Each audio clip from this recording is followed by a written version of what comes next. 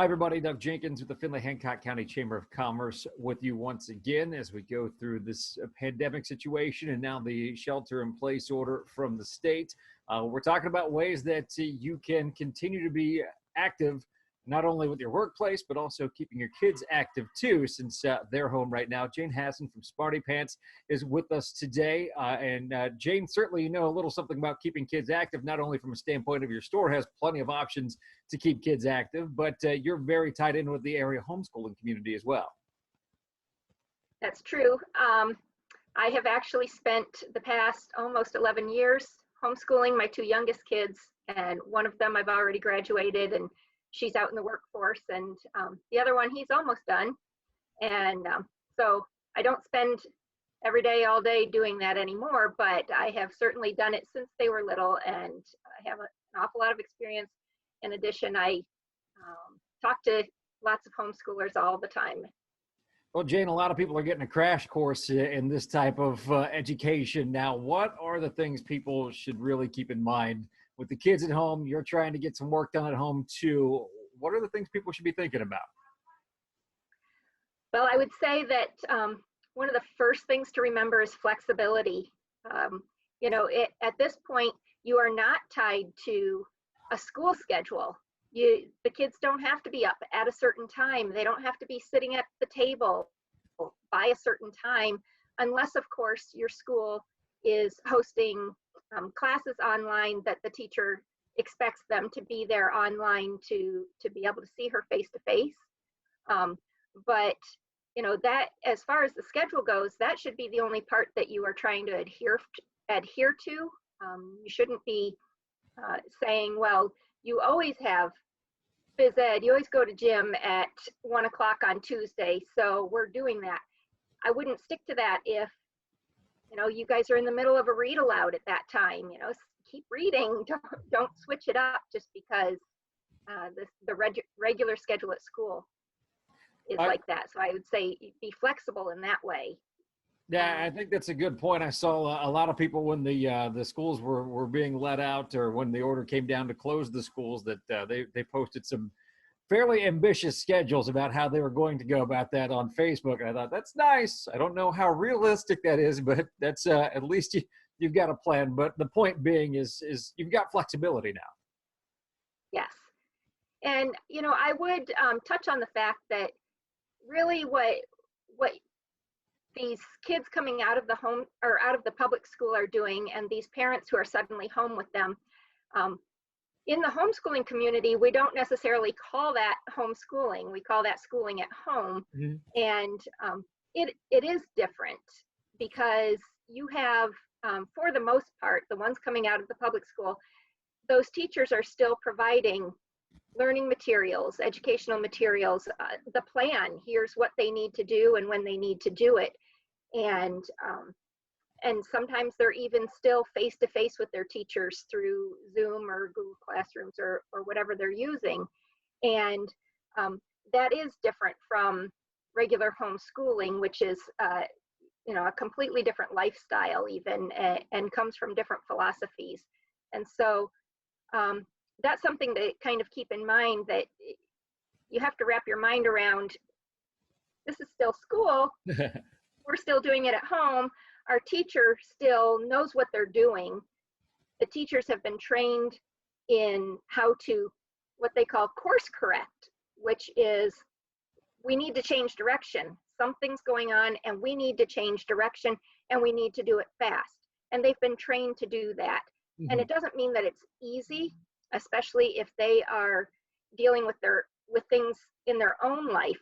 They're trying to teach from home and they have children at home, or they're trying to care for elderly parents who need to be cared for but can't be have to practice social distancing as well.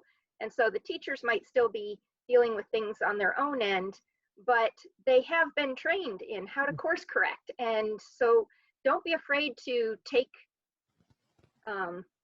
your cue from the teacher. If the teacher is not doing anything yet and is just saying, be patient, just wait, we're okay, then follow that cue and just just enjoy your kids for a while, read stories and watch movies and play board games and play card games and go outside and do all those things that you wish you had more time to do. Do it when the teachers are saying, it's all right, just hold off a bit. Well, and I think you touch on an important point there is even if you're getting the packets of work as a student, it's not going to take you the entire 8-hour school day or whatever, 6-hour school day to get that done. You're going to have that free time to deal with. So not only you can spend some story time, get outside, things like that, but it's a good chance for kids to work on their hobbies right now. And I know my daughter's been doing a lot of art projects in her spare time right now. Right. I'm seeing a lot of arts and crafts supplies flying out my door. Sure. A few are picking up supplemental learning materials just because, some kids do love school and they do love it. As crazy as it sounds to some people, there are some who love workbooks. I was one of those kids. I loved a workbook and I could just work through page after page. And so we're seeing those go out the door too. But lots of arts and crafts, lots of board games, lots of card games, other craft activity type tools, lots of STEM materials going out the door, because this is a great time for those kids who love to create, to work on those types of things. And so, this is a golden opportunity for kids who really want to be working on some hobbies and just need that little extra time to be allowed to do it. What advice do you have for those parents who are working from home and also their kids are home from school? How can parents best manage not only their own time, but their children's time as well? What are some good practices there?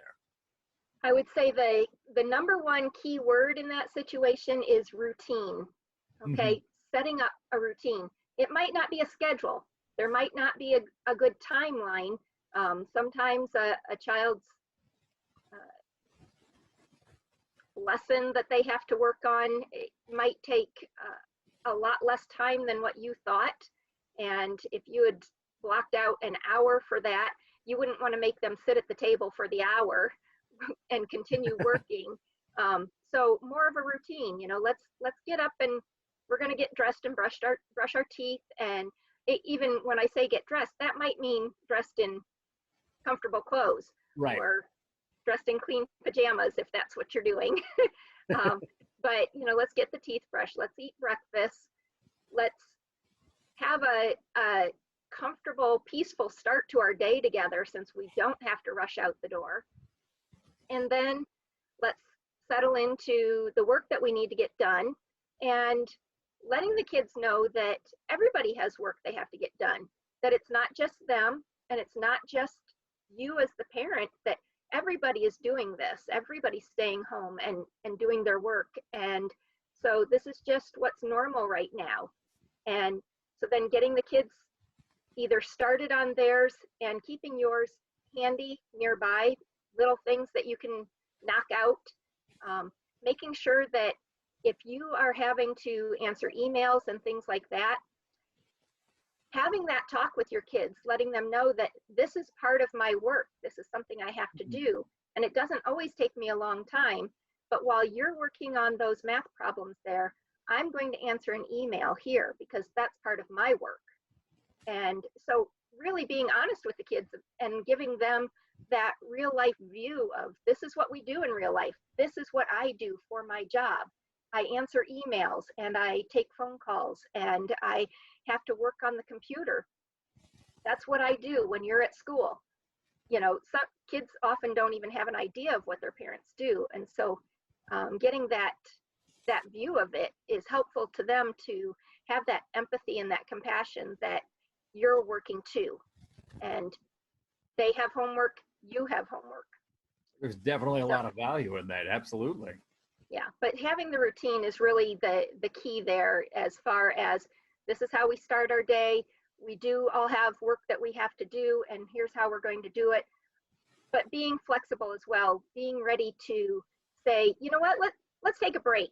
I can tell, some of us need a break. Let's all take a break and fit in something to do there. And then saying, you know what, we still have a few things we need to knock out before our day is done. I know, and just that time together, very valuable. We just had lunch together as a family here. Uh, well, everybody took a break today, so it was kind of nice and something unique, not something we get to do very often. We need to value this. We've got an opportunity now to really solidify that foundation with our families, and we need to take advantage of that. Jane, real quick before we let you go, are there any online resources where you would guide parents to helping manage through the next few weeks as we go through this? Well, it would be silly of me to not mention that you can go to www.smartypantsfinley.com to access local resources that are both fun and educational. And there's quite a variety there, so I won't even get into that, but just know that it's local. We do have curbside pickup. We are also instating home deliveries as well. And we have been already practicing the social distancing with this. There is typically right now only one person in the store working in the store at a time, so that we are not even having to cross paths with each other. I'm doing a lot of the work from home, by phone, by email, by messaging, by Facebook, any way that I can, and still giving my customers the personalized service that they're used to. I don't even need to touch on all of the other online resources because I'm there. I'm out there in the Facebook world, the Instagram world, the YouTube world, blogs, all of that. And I see it. The parents are already inundated. And so I do thank you for giving me the opportunity to mention that there is a local resource and that we provide personalized care. So if you tell us that you have a third grader who is struggling with a certain topic and how can you help them and what do we have that can help them, or you're out of games and this is the type our family likes and we need something new because we're really struggling now, give us a holler and we'll help you through that.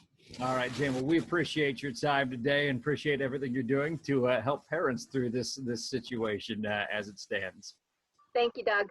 You're welcome. And of course, we'll continue to provide resources to the business community as we continue to go through the coronavirus situation, different ways that you can work from home effectively, keep the kids engaged, and probably look at some of the mental health aspects of working from home because it is a really weird world.